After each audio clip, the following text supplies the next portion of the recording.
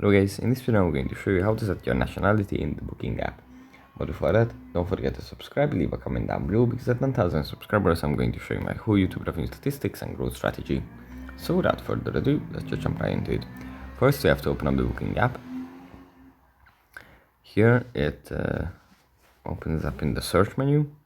From here we just have to go into the profile menu, then tap on manage your account, then tap on personal details, scroll down and then tap on nationality.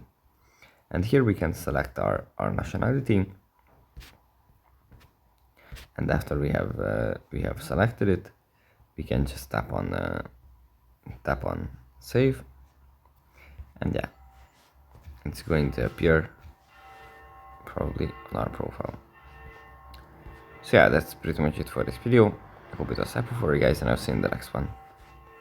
Bye.